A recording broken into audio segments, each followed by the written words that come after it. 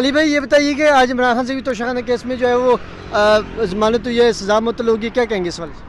آپ کو سب کو بہت بہت مبارک ہو سردار صاحب، آپ کو بھی مبارک ہو.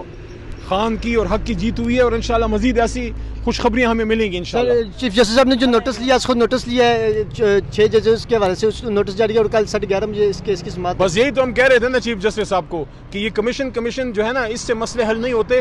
یہ بردر ججز کا مسئلہ ہے، پوری قوم اپنے ججز کے ساتھ کھڑی ہے، تو اچھا ہوا ہے کہ نوٹس لے لی. عمران خان صاحب سے جو آپ کی 4 دن پہلے جو ملاقات ہوئی اس حوالے سے کیا کہ خان صاحب نے کیا پیغام دیا؟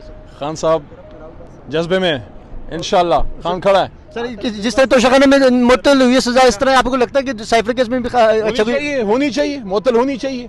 جھوٹ کا پلندہ ہے سائفر، جھوٹ کا پلندہ ہے. صاحب آج توشہ خانہ میں خان صاحب کی سزا معطلی ہوئی ہے، آپ وکیل تھے، کیا کہیں گے اس والے سے؟ بہت خوشخبری ہے، بہت خوشی ہے، بڑی دیر بعد انصاف ملا ہے ہمیں.